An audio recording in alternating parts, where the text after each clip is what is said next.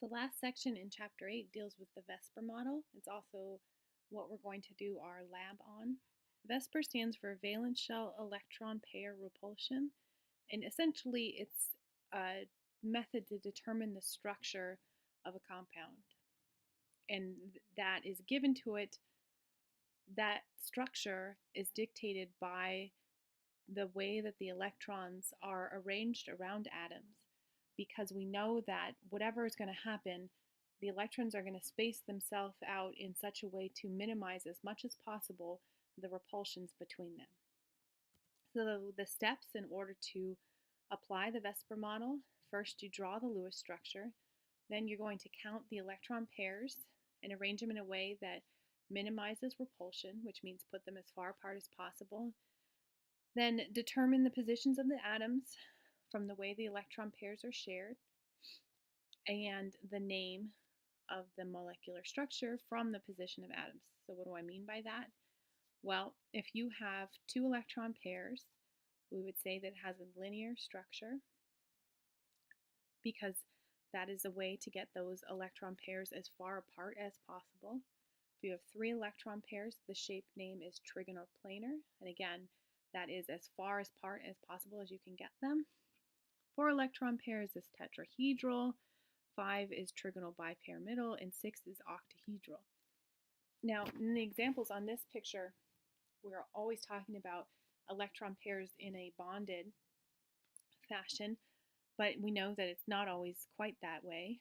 And so if you have a compound that has 4 electron pairs, we said that was tetrahedral, but you could have a situation where you have 4 electron pairs, but one of those pairs is a non-bonded pair, and in that situation, that non-bonded pair actually provides more repulsion than when they are bonded.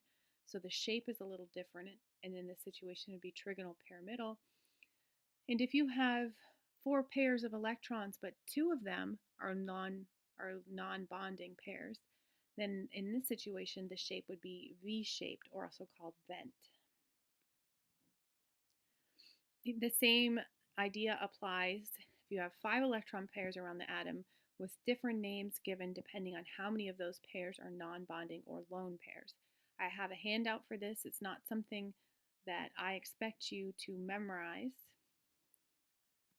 but if you did have that handout, you could look at this, and you might have it by the time you're watching this video. Determine the shape for each of the following molecules and include the bond angles. So I'll give you a chance to pause that and give it a try.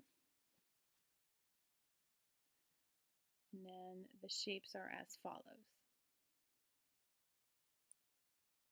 The way that you would determine this is by writing the Lewis structures, counting how many pairs of electrons you have, how many of those are lone, how many of those are bonded, and then looking it up on the chart. These next two are the same way. I'll let you pause it if you're going to give it a try. The shapes are as follows.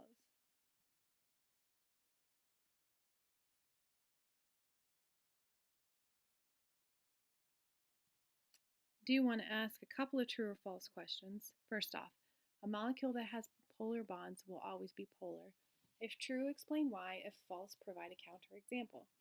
Think about it, pause it. The correct answer is false. A molecule may have polar bonds like carbon dioxide, but the individual dipoles could cancel out so that the net dipole moment is 0. Last question. Lone pairs make a molecule polar. If true, explain why. If false, provide a counterexample. Pause it, think about it. The correct answer is false. Lone pairs do not always make a molecule polar. It's possible that they could be arranged in such a way that they are symmetrically distributed to minimize repulsions. And that will do it for Chapter 8.